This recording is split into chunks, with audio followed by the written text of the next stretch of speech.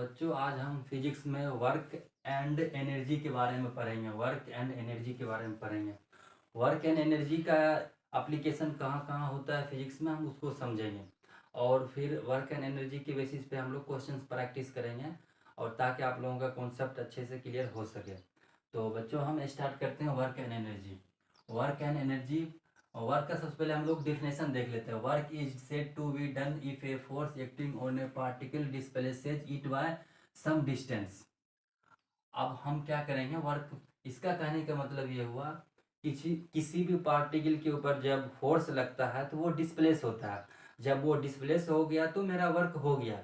अगर हम किसी पार्टिकल के ऊपर फोर्स लगाए, अगर वो डिस्प्लेस नहीं हुआ तो मेरा वर्क जीरो होगा। अगर वो डिस्प्लेस हो गया तो मेरा वर्क हो गया। तो उसी को हम लोग यहाँ समझते हैं, वर्क डन बाय फोर्स।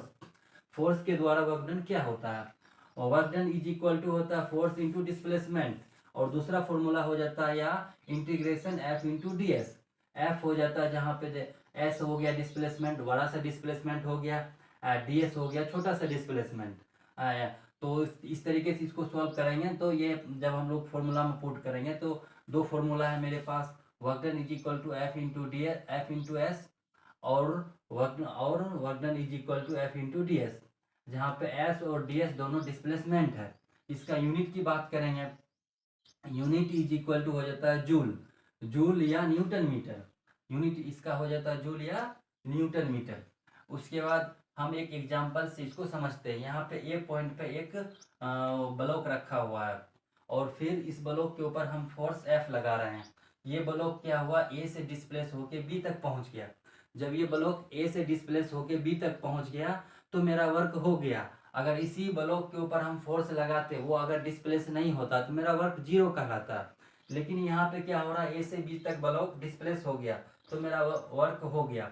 अब वर्क भी दो टाइप का होता है।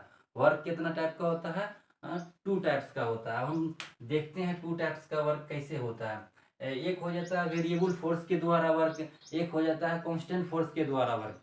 वेरिएबल फोर्स के द्वारा वर्क क्या होता है उसको समझेंगे, फिर कांस्टेंट फोर्स के द्वारा वर्क क्या होता है उसको समझेंगे। सबसे पहले हम लोग वर्क डन देखते हैं। वर्क डन है तो work done bye constant force, फिर यहाँ पे work done by variable force.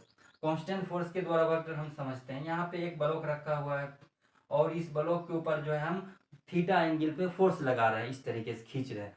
जब इस ब्लॉक को हम इस ब्लॉक के ऊपर थीटा एंगल से हम फोर्स लगा रहे हैं तो ये ब्लॉक यहाँ से डिस्प्लेस होकर यहाँ तक पहुंचेगा। तो उसका कंपोनेंट वगैरह तोड़ लेंगे, फिर हम उसको सॉल्व करेंगे। तो यहाँ पे फॉर्मूला है work done is equal to F dot S is equal to F S cos theta. उसी तरीका से फिर अगर हम लोग वर्क डन में वेरिएबल फोर्स देखेंगे तो वर्क डन में variable force is equal to हो जाता है F dot D S. F is equal to हो जाता है F X I F Y J F Z के।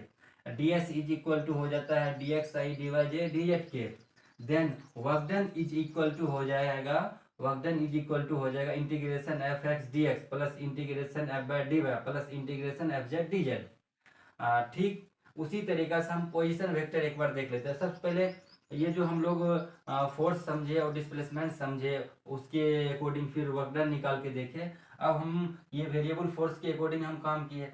अब हम सबसे पहले क्या करते हैं, पोजीशन वेक्टर को समझते हैं। पोजीशन वेक्टर के द्वारा वर्क डन कैसे निकालना है, जैसे कि यहाँ पे एक एक्सिस ड्रॉ किया हुआ है, ये वाई एक्सिस हो गया, ये एक्स एक्सिस हो गया।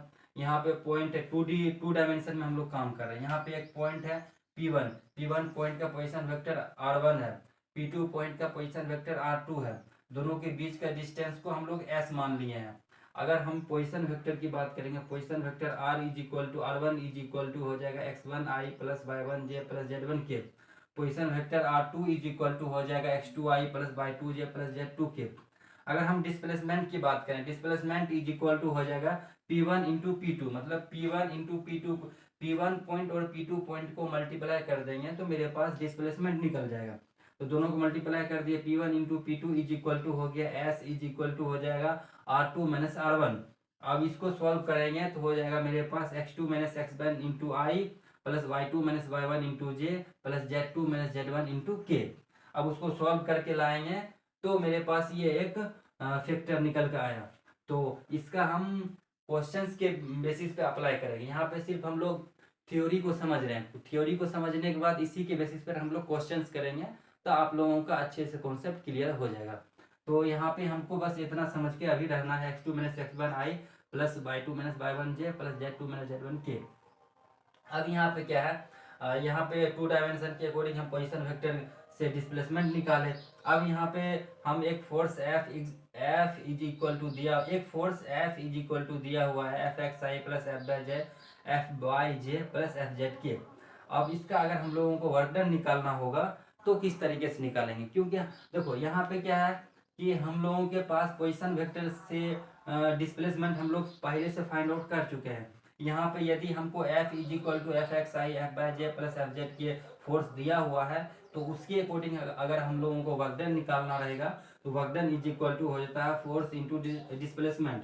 फोर्स का वैल्यू यहाँ से निकालेंगे, डिस्प्लेसमेंट का वैल्यू यहाँ से निकालेंगे, दोनों का डॉट प्रोडक्ट निकालेंगे तो हम लोगों को आंसर जो आएगा वही उसका वर्क डन मिलेगा, वही उसका वर्क डन होगा।